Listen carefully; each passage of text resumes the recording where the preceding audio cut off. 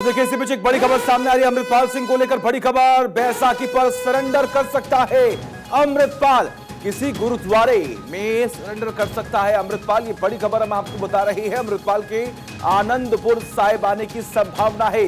DGP ने अमृतसर और तलवंडी साबो जाकर सुरक्षा व्यवस्था का जायजा लिया। आपको बता दें, सूत्रों के अनुसार अमृतपाल समर्थकों ने बैसाखी पर अधिक से अधिक लोगों को आनंदपुर साहिब पहुंचने के लिए अभियान चलाया है। अमृतपाल अपनी सही इमेज को सिख समुदाय के बीच आकर अपनी बात रखकर वापस पाना चाहता है। ये बड़ी खबर हम आपको बता रहे हैं। देखिए, अमृतपाल सिंह अभी भी पंजाब पुलिस की गिरफ्त से बाहर है। खालिस्तानी समर्थक को गिरफ्तार करने के लिए पंजाब पुलिस लगातार ऑपरेशन चला रही है। अमृतपाल सिंह बैसाखी के त्योहार के दौरान सिखों के किसी तखत पर सरेंडर कर सकता है।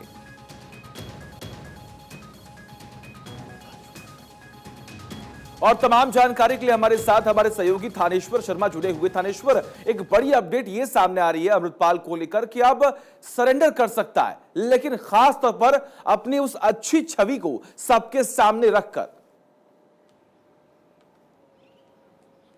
बिल्कुल ठीक कहा आपने। अमृतपाल के बारे में जो जानकारी आ रही है कि पिछले दिनों उसको ये अमृतपाल को बात अच्छी तरह पता लग चुकी है कि वो भीड़ के अंदर ही सुरक्षित है, बिना भीड़ के उसका कोई अस्तित्व ही नहीं है। अजनाला में जिस समय उसने पुलिस स्टेशन पर कब्जा किया था और पुलिस को जिस तरीके से उसने धमकाया था, तो उस समय उसके समर्थक बहुत याद आते, लेकिन जब वो अकेला था तो पुलिस ने उस पर रेड कर दी। अब उसी पैटर्न पर चलते हुए उसने अनंतपुर साहब के अंदर आकर अपनी बात रखने का प्लान किया है। अब सूत्रों से जो बात निकल कर आ रही है, अभी जो खुफिया एजेंसियों से जानकारी मिली है कि अमृतपाल अनंतपुर साहब में 11:30 बजे बैसाखी के दिन 13 तारीख को 11:30 बजे के आसपास आने की संभावना है, क्योंकि पुलिस का पूरा दल बल तलवंडी साबो और अमृतसर के अंदर लगा हुआ है। पुलिस को उम्मीद है कि तलवंडी साबो और अमृतसर में अमृतपाल सरेंडर कर सकता है, लेकिन चूंकि अमृतपाल ने अनंतपुर खालसा फौज के नाम से अपनी फोर्स बना रखी है, उसी फोर्स के नेतृत्व में अमृतपाल के अनंतपुर साहब आने की संभावना है। अनंतपुर साहब आके बाकायदा स्टेज लगाई जाएगी, उस स्टेज पर अमृतपाल आएंगे और वो अपनी बात जनता के सामने रखेंगे। उनका मेन यही कहना है, उनके जो समर्थकों से जानकारी मिली है, उनका यही कहना है कि मैंने गलत काम क्या किया है जो मेरे पे एनएसए लगा दी, इतनी बड़ी बड़ी धाराएं लगा दी, इतने मुकदमे दर्ज कर दिए। मैं तो केवल आम आदमियों को जो नशे में पड़े हुए थे उनको नशा छुड़वाकर और अमृत छकवा रहा था। इस तरीके से अपनी जो पुलिस ने एक भगोड़ा घोषित करके, क्योंकि सिख समुदाय के अंदर अगर किसी को भगोड़ा घोषित कर दिया जाता है तो सिख समुदाय उसे कभी एक्सेप्ट नहीं करता।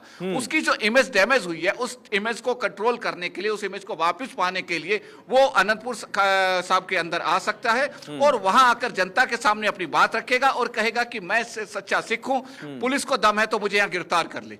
चूंकि वह भीड़ बहुत ज्यादा होगी, उसके बाद पुलिस को वहां आकर बड़ी बात यहां पर यह है, बहुत ज्यादा बड़ी बात यहां पर यह है कि कुछ दिनों पहले भी खबर यह सामने आई थी कि अमृतपाल सरेंडर कर सकता है, लेकिन उसके बाद हमने देखा किस तरीके से जगह जगह भागता दिखाई दिया अमृतपाल। लेकिन कल की आप बात कर लीजिए, उसके साथ साए बनकर रहने वाला पप्पल प्रीत भी गिरफ्तार कर लिया गया। तो क्या अब यह उम्मीद लगाई जा रही है पप्पल प्रीत गिरफ्तार होने के बाद अब शायद अमृतपाल अपने आप को अकेला महसूस कर रहा है, डरा हुआ महसूस कर रहा है, इसीलिए जानबूझकर एक नैरेटिव सेट करने की कोशिश की जा रही है? देखिए, अभी तक जो भी कुछ भी अमृतपाल अगर बचा हुआ था, पुलिस सूत्रों का भी ये कहना है कि अमृतपाल अभी तक अगर पुलिस की गिरफ्त से बाहर था तो पप्पल प्रीत की वजह से ही था, क्योंकि पप्पल प्रीत का खुद का नेटवर्क बहुत अच्छा है। वो अपने नेटवर्क से ही पहले पटियाला गया, फिर हरियाणा में आया, फिर दिल्ली गया, जगह जगह पप्पल प्रीत का ही नेटवर्क सारा घूम रहा था। अब पप्पल प्रीत अमृतपाल के साथ नहीं है, होशियारपुर से दोनों अलग अलग हो चुके हैं। पप्पल प्रीत कल गिरफ्तार हो चुका है और उम्मीद है कि अमृतपाल, जो सूत्र कह रहे हैं कि अमृतपाल स्वयं भी अब इस लुका छुपी के खेल को खत्म करना चाहता है, वो खुद इससे परेशान हो चुका है। वो चाहता है कि आर्य पार एक बार तो पुलिस के सामने आना ही है। तो बैसाखी एक ऐसा त्योहार है जिसे खालसा सजना दिवस कहा जाता है। खालसा पंथ की स्थापना हुई थी बैसाखी के दिन, इसलिए बैसाखी के दिन वो, चूंकि उसे पता है कि पांचों तख्त, सिखों के जो 5 तख्त हैं उन पर बहुत ज्यादा भीड़ होती है, तो उस भीड़ का फायदा उठाकर वो आकर जनता के सामने अपनी बात रखेगा और उसके बाद पुलिस को कहेगा गिरफ्तार कर रहे तो गिरफ्तार कर लीजिए।